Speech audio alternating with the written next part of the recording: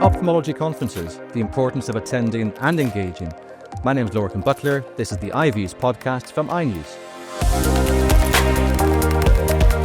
Thanks to the sponsors of the show, Mainline Instruments. They provide unmatched service and unbeatable products in eye care technology. But just a reminder, this podcast is editorially independent. So I'm joined by David Lockington. David is president of UKISCRS. Thank you for joining us today, David. Thank you for having me. We're talking about the importance of ophthalmology conferences and the importance of engaging. Could you please share with some of our listeners the aspects that entails? So I think we need to start at the beginning. Whenever I was a junior doctor, I just thought it was all clinical. And then I realized that people were doing research. They were doing projects which ended up in publication, but they also ended up in presentation. And I wondered, why would you wish to do this? And the whole point of a presentation is to share your news, your research work with an audience. And we're very blessed in ophthalmology that there are a lot of conferences, both nationally and internationally, which gives you an opportunity to share your work, to meet like-minded people, and then maybe collaborate and develop your work further. So that's the essence of what a conference is. However, there's also the clinical experience of others where you can learn from their mistakes, learn from their complexities, and there's a whole program out there of a range of topics to make you a better doctor, a better surgeon, and ultimately better for your patients. And also one thing you did mention is networking too as well. It's a fantastic opportunity to network with like-minded people and maybe trying to learn something, whether it be clinical research, but also look at people from trade too as well. So I think we don't realise that we live isolated lives as medics. We go from clinic to theatre, and then maybe we do some private work, maybe we do some educational work. But at the conference, you have an opportunity to meet with your peers, to talk about things you maybe don't want to talk about in your local vicinity, and have encouragement. People think a conference is all about the main speaker, the keynote talk, but actually it's the corridor conversations, which I find most valuable, where I can say to a colleague, I have this tricky patient, what would you advise? And your patients appreciate that. They like to know that you were talking about them, not behind their back, but to give them the best clinical care. It's also a fantastic opportunity to meet with possible mentors or future mentors. And as a mentee, we're always trying to excel in our kind of, line of expertise. Did you find coming along to conferences, you were able to access people that maybe you hadn't met before personally? Very much so. I was conscious when I was doing my university training in Belfast that there were people who were in the medical fraternity, of which I was not, and they were having opportunities which I was not aware of. And I guess that's why I'm so keen on democratising the podium, and through my UKISCRS role, getting new faces and new voices, which we may talk about later. And so whenever I was encouraged to go to a conference and present and then meet other like-minded people, people kindly showed an interest in me. They didn't have to, but they said, tell me about yourself. How can I help you in your career? And I guess that pay it forward mentality is very helpful, because those people are real strong guides for me in the background. And even now, in my current role, I will be asking them, how do I develop this? What advice do you have for me? And that helps me become a more rounded clinician. In terms of conferences, however, they can be a financial burden too as well. You may not get funded from your employer. In terms of family, you may have to separate your time from your family. You may have to self-pay too as well. So you can understand why some people may be a little bit reluctant to attend conferences. Absolutely. Particularly in the NHS, people have limited study leave, but they also have limited study leave budgets. So you need to ask yourself, why am I doing this and what am I getting out of it? Now, if you've done a big research project, there may be funding available for you to present your work. But absolutely, you need to be careful that you're not wasting all your money traveling around the world going to conferences and you've got nothing left for your family. I enjoy speaking and I enjoy sharing my research. And if you get up the greasy pole sufficiently, people will help support you, and industry will also help support you if it's relevant to their aims. But I think you just need to be careful that you can't be everywhere all at once. Just as an aside, whenever I became a consultant, one of the previous presidents of the Royal College of Ophthalmology said to me, David, we're going to have an issue with you. And I thought, what do you mean by that? And he said, you are someone who needs to keep achieving. So how are you going to stay keen 30 years of a career of a clinical ophthalmologist? And his advice was diversify, do a little bit of a lot to keep your excitement and your interest levels up, and find places to be creative. And I find conferences and education an opportunity to be creative. And so I gave myself a 5-year plan that I would try to invest in myself, learn how to be a better public speaker, learn how to present more clearly, and see if I could get to the point where people were going to invite me to come to their conferences rather than me pay to be at their conferences. And it almost got there. And then the pandemic happened. And I got invited to speak in Australia, and they were going to cover all my costs. And then it flipped to being a virtual meeting, which my family still make fun of me that I never got this trip to Australia. But what the pandemic did when everything went digitally online, it massively widened your audience. People knew who you were. And I don't mean that in an arrogant way. They knew of your work. They knew of your clinical skills. They knew of your research work, and they wanted to know about it. And so as a result of the pandemic and the digital online educational content, then people were keen when we came back in person to get you involved in things. And so now I am very blessed and fortunate to get to go to a range of conferences, sometimes supported, sometimes unfinanced, and I have to support it myself. And that's a case-by-case basis. Some of my colleagues would look at me and say, I'm crazy. I would suggest to you, I can't afford not to do this because it keeps me keen, it keeps me interested, and it keeps the fire burning. I think one important statement you mentioned there was you invested in yourself too as well. And I think that's something that kind of people forget about. You have to invest in yourself clinically, research, but also presenting wise too as well. We want to talk about the pathway to the podium. If somebody is keen to present but maybe hasn't presented before, what tips or advice could you give, David? So I think that question is slightly jaundiced because of the social media instant gratification world we live in. A trainee may say to me, they want a publication. And my response is, well, then do something publishable. So if you want a presentation, do something presentable. If you want to be famous, do something noteworthy. So if you think about that, you had a clinical question. You researched the literature to try to help that patient. If there was no answer, you then went away and did some research, and then you shared your results with the community, be that writing it up in a journal or presenting it on a podium. So lots of conferences have free paper sessions where you send in a 350-word abstract of your research. Most likely it'll be accepted as a poster. Sometimes the posters are presented posters, so you get to stand there and talk to delegates. Or sometimes it is in the free paper session where there may be a 5-minute talk and a 2-minute Q&A. And certainly at conferences like UKISCRS, we encourage that, and we give cash prizes for the best cataract paper, the best refractive paper, the best cornea paper. So that's how you get in the door. But how do you make yourself memorable and noticeable? And the reality with all these things is it comes down to practice. Nobody was born being a brilliant presenter. Nobody was born with being able to take a complex topic and get it down, distill it down to 3 minutes. And so it's just all about practice. Even at conferences when I was younger, I would have gone and sat in the free paper session and asked myself, if I was awarding a prize, who would I give it to and why? And generally it's based around content and delivery. And so I can look at someone else's presentation and say, I like that.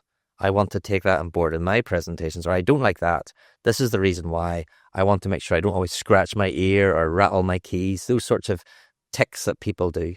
But it's all about practice. And the more you do, the better you get. And I think that's also the case that I know being from Northern Ireland, we have a slight advantage here, but speaking in a story, scientific meetings are high yield, but sometimes they can be really, really boring. And if you can ground it in a story, say it about a patient, apply it clinically, people will understand that. And then finally, with the Northern Irish humour, my best ad-libs are my most practiced. So it's important to think, is this making sense to my audience and culturally appropriate? But I think if you get that winning combination together, I think you'll have a memorable presentation. Time for a word from our sponsors, Mainline Instrument, leading in ophthalmic innovation since 1997. Mainline Instrument supplies premium ophthalmology equipment from global manufacturers, including eye care, Oculus, Tord Pi, Tomei, Optomed, Huvitz, and Neats. From advanced diagnostics to surgical solutions, explore their products and services or book your in-clinic demonstration at mainline.co.uk. Mainline Instruments, unmatched service, unbeatable products, unrivaled quality. And in terms of your presentation skills, David, where did you learn from? Did you learn from your mistakes? Did you learn from other presenters? Did you go online? Did you do research? How have you become such an excellent presenter?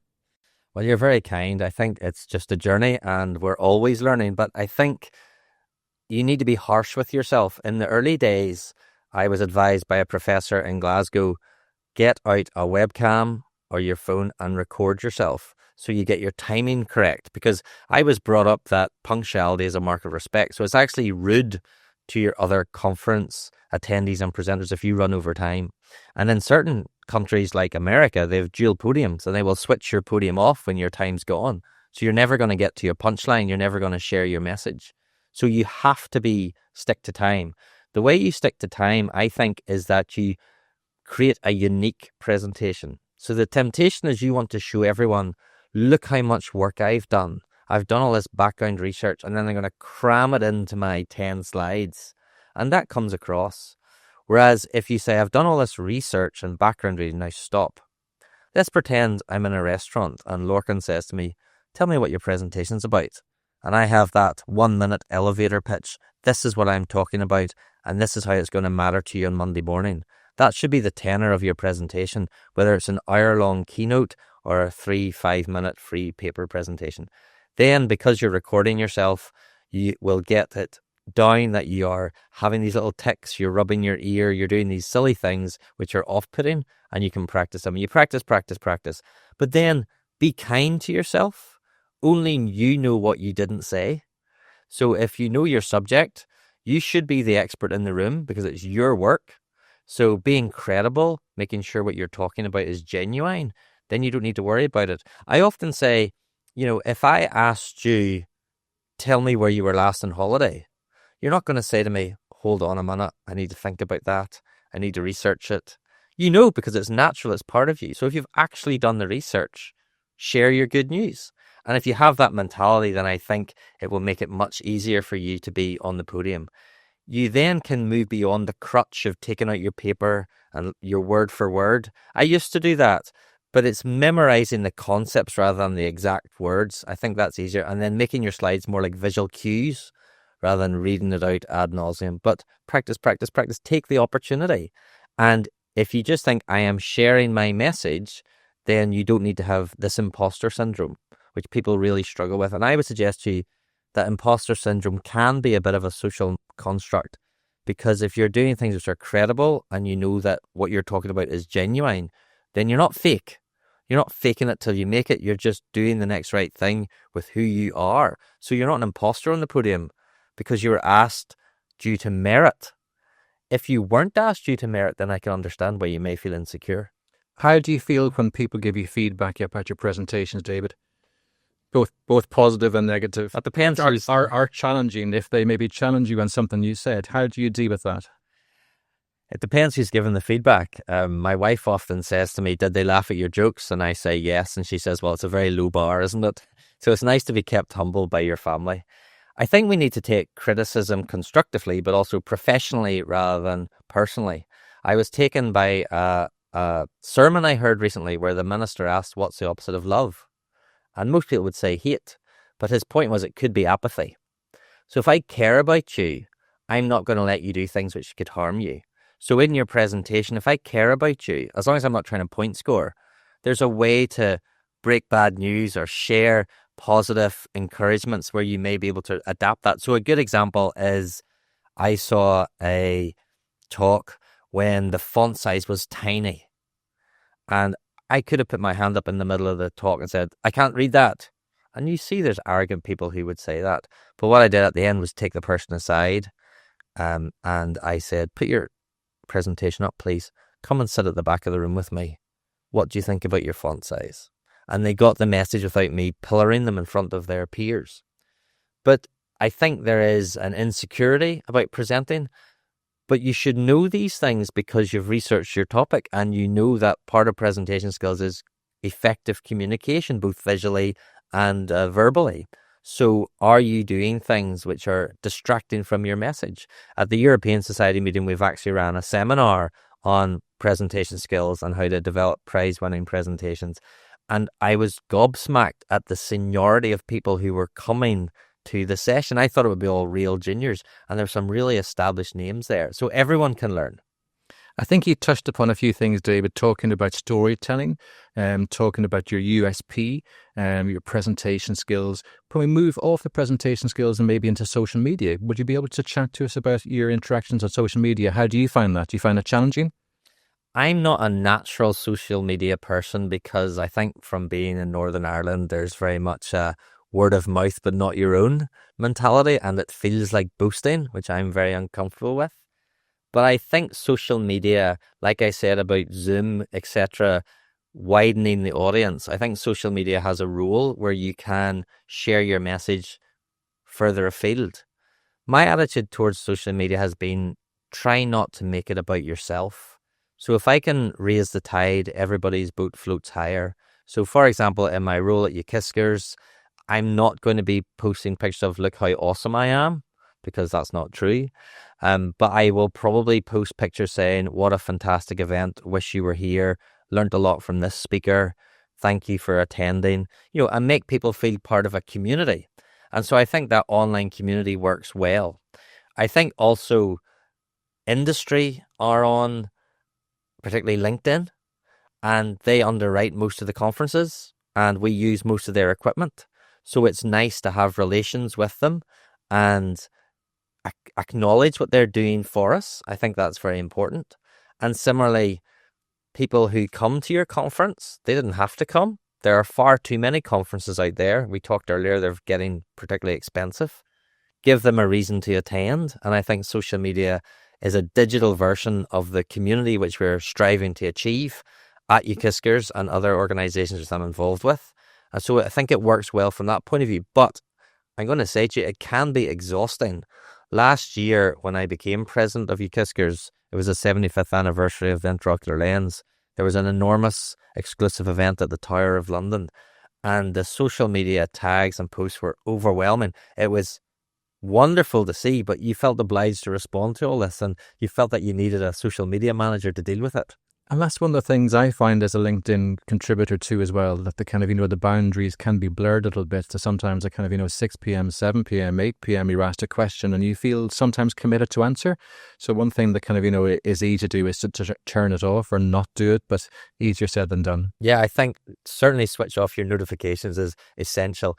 And I know people who say they will give themselves 15 minutes of social media time a day or whatever, but it's if you ever go into your phone and you see how long you've been on some of these sites, it is absolutely criminal. So let's go back to maybe somebody who's just starting their journey and thinking about going to the first conference. Obviously, the big three would be the RCOphth Congress, we got UKISCRS, we got UKISCRS, but also there's online community presentations too as well, David, and that can be a great stepping stone for people to get into speaking to other people within their network. I think so. And I think it's taking these opportunities. I was essentially brought to my first conference by a consultant. I did a project for them and they said, you should go and present that. I was actually the Irish College of Ophthalmologists. David Fraser was the consultant in Belfast and I did a small project. And he said, I'm going to go to this conference. You should come with me and you should present it. I didn't even know that conference existed.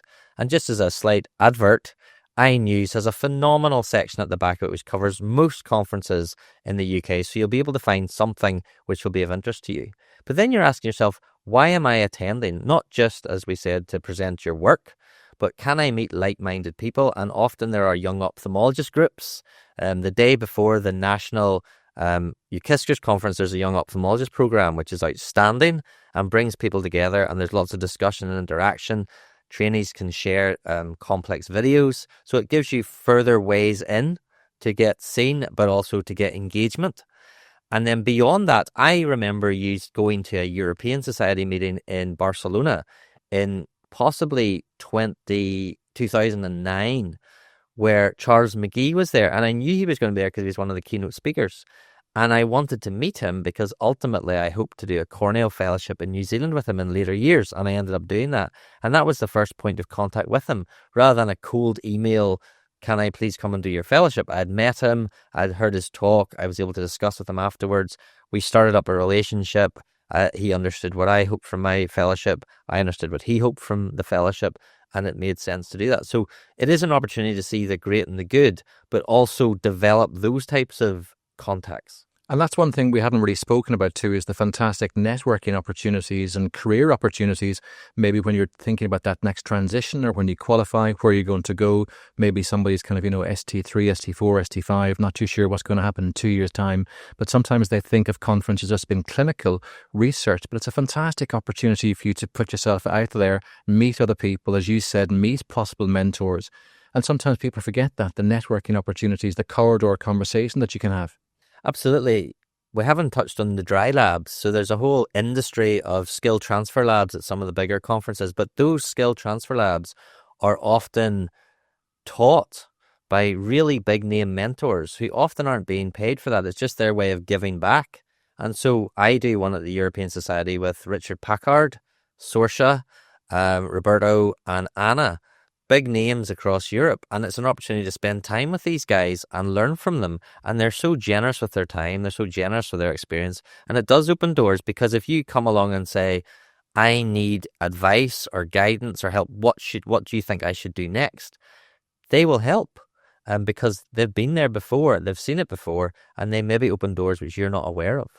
I'd probably agree with you 100%. Coming from the optometry world into ophthalmology world, people are very accessible, very, very sparing with their time, and they're always able to answer any questions.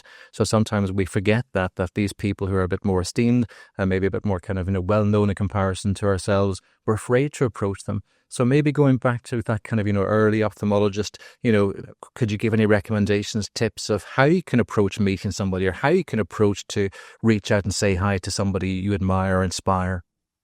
So I think social media has blurred those boundaries, because people will direct message you on LinkedIn or Instagram and you think, who on earth is this?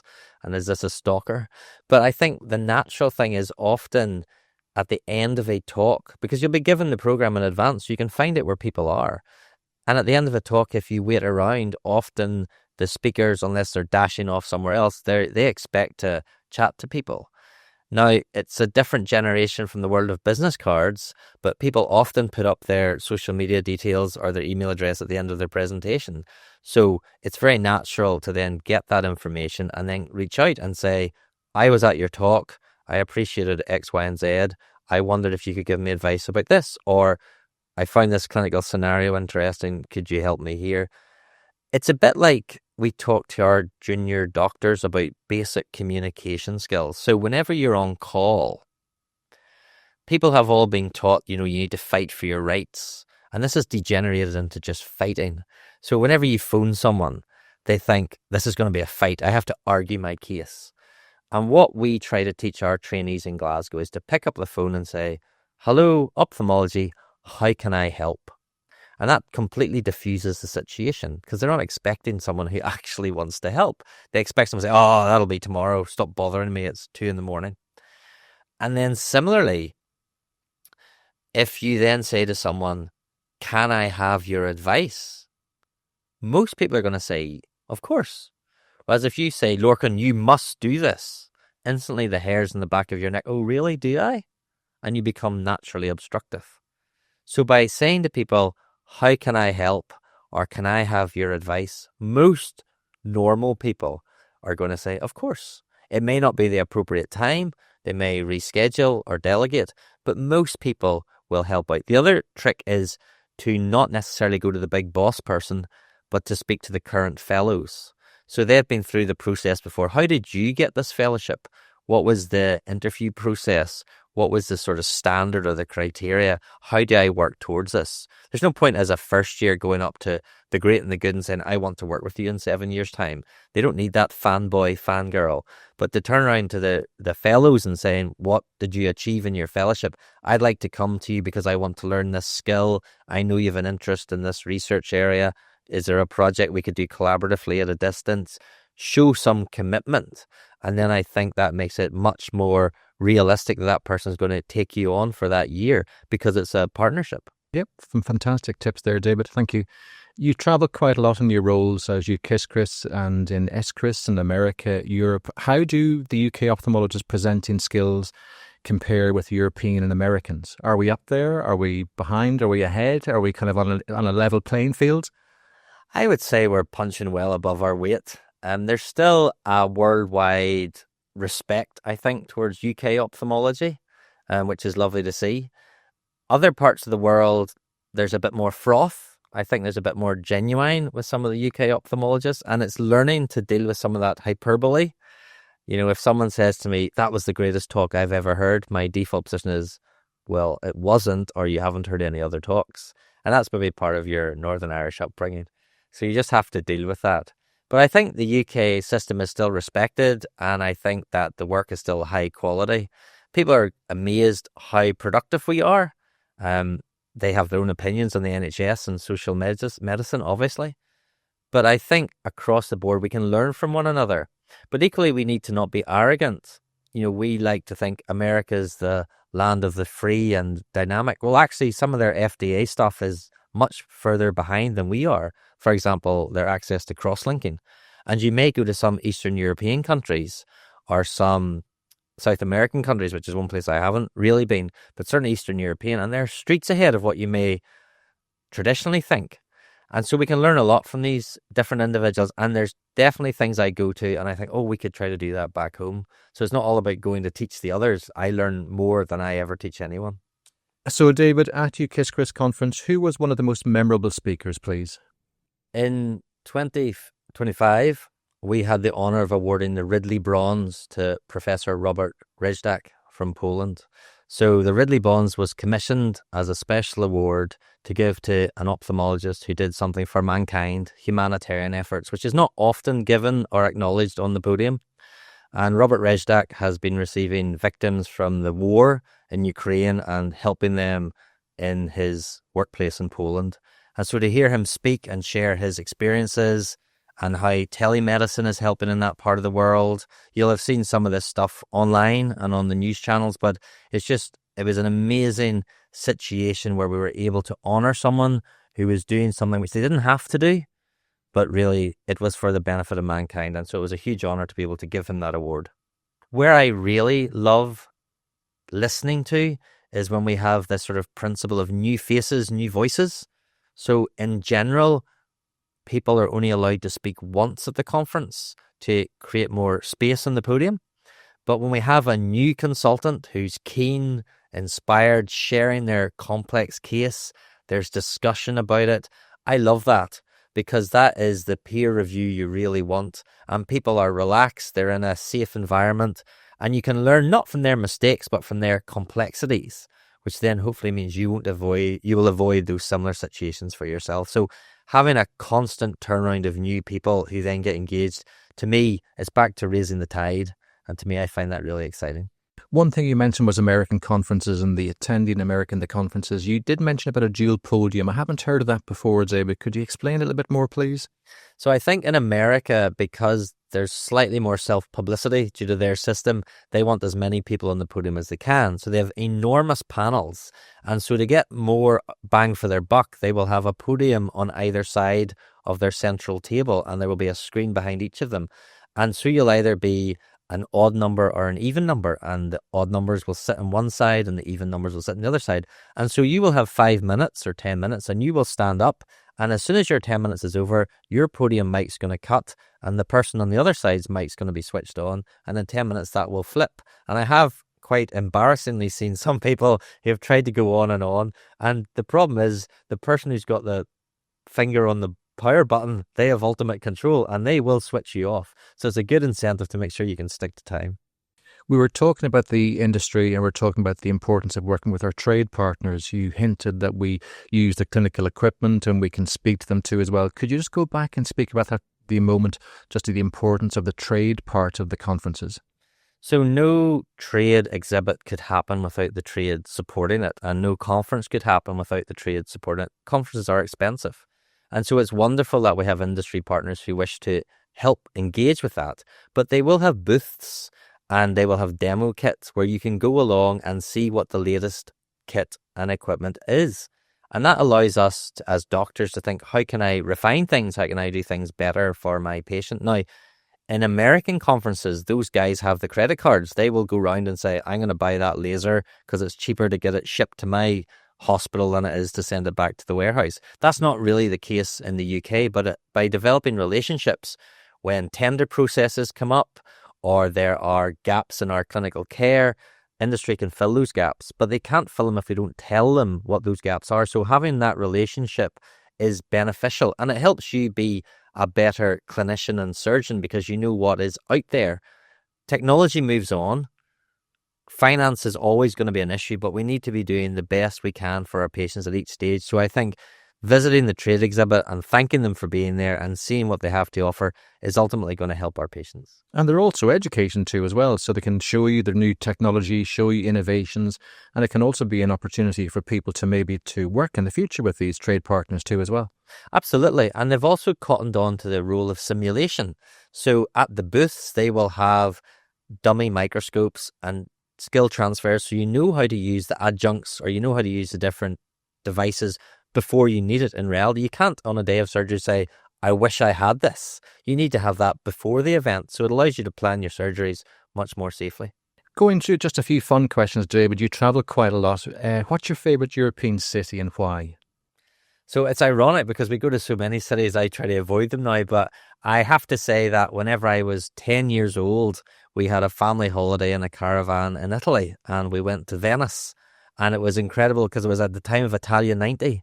So everybody had face paint on, Pavarotti was singing, you watched the football all around a campsite, small television. And so in later years, we went back to Venice, and that's actually where I proposed and we got engaged. So Venice holds a special place in my heart. Beautiful part of the world. And of course, Italian food is wonderful. But I must put a plug in for Greek food. I spent my medical elective in Larnaca in Cyprus, helping run the church youth club of all things, as well as doing my work in the hospital. And the Greek meze is just my perfect meal. They just keep on giving you food. It's absolutely wonderful. Liverpool and Man United? Well, I'm in a mixed marriage. My wife supports Man United and I support Liverpool. And we had the honour a number of years ago that my son was selected in a competition to become a mascot. And so he got to walk out onto the pitch of Anfield in December 19. Very fortunate, because if it was a few months later, it wouldn't have happened with the pandemic. And he got to score some goals at the Kop. So that still makes the hair stand up on the back of my neck to think that he had that opportunity. He likes to tell me regularly that he scored goals at the Kop and I have not been on the pitch. In terms of movies, if they were to make an autobiographical film of you, who would you like to play you? Which actor? So to annoy my children, I can quote nearly all the lines of the first Pirates of the Caribbean film. So I think it would have to be Johnny Depp. And I think that sort of Jack Sparrow rascal is probably part of my personality, which I try to hide on occasion. So I think I'll go with Jack Sparrow. Perfect. Thank you very much, David. Thank you for having me.